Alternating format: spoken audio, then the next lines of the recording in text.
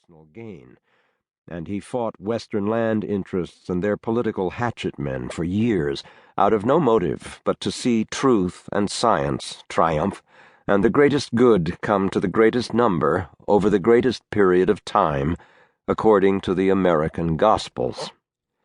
More clearly than most of his contemporaries, he demonstrated that fundamental affinity between democracy and science that made America after the Civil War, in spite of scandal and graft and unprecedented venality, one of the exciting and climactic chapters of history, both intellectual and social.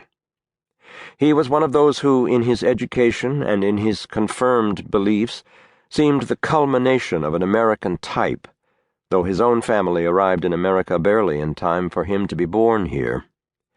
Also, he was one of the illustrious obscure who, within the framework of government science, achieved unusual power. He did much solid good because he combined with personal probity an ability to deal with politicians. And if he was more optimistic about the future of America and the world than is now fashionable, a review of his career reveals that a large amount of his work, both for science and for democracy, has not only lasted, but has generated more of the same. We have gone a good long way toward his principal recommendations with regard to the West. 3 generations after some of those plans were first proposed, they seem of an extraordinary prescience. All of which is to say that, though someone like Clarence King may warrant a biography because of his personality, his wit, the brilliance of his conversation, and the glitter of his circle, Powell's effect upon his country was that of an agent, or even of an agency. I have tried to treat him accordingly. In the preparation of this biography, I have benefited from the help and advice of scores of individuals and organizations.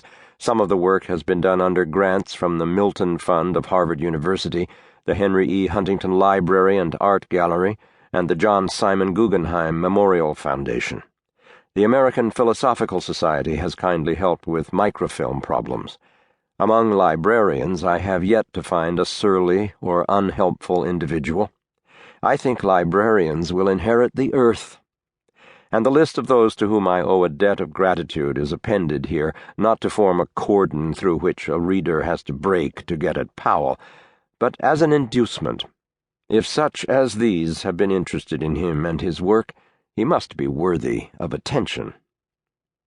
For kindness and assistance of every sort, I am especially grateful to Bernard DeVoto of Cambridge, Massachusetts, Henry Nash Smith of the University of California, Dale L. Morgan of Salt Lake City, Francis Farquhar, George R. Stewart, Otis Marston, and Paul Taylor of Berkeley, California, William Culp Dara of Gettysburg, Pennsylvania, Lindley Morris of Bloomington, Illinois, Charles Kelly of Fruita, Utah, J.C. Bryant, Superintendent of the Grand Canyon National Park, the late Norman Nevels of Mexican Hat, Utah, Professor Robert Taft of the University of Kansas, Beaumont Newhall of Eastman House, Rochester, New York, Ansel Adams of San Francisco, Paul and Francis Judge of Grand Teton National Park, Wyoming, Struthers and Catherine Burt of Three Rivers Ranch, Moran, Wyoming, Louise Peffer of the Stanford Food Research Institute,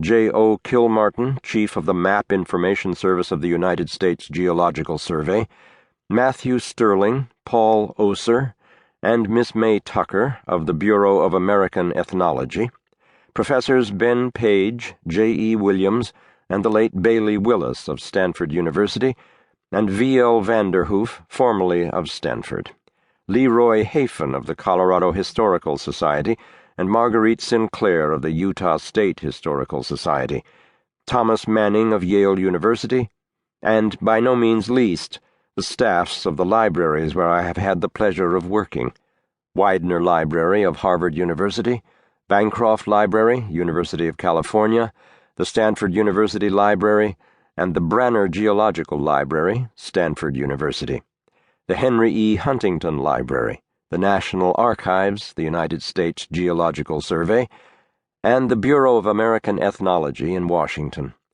the New York Public Library, and the McLean County Historical Society of Bloomington, Illinois.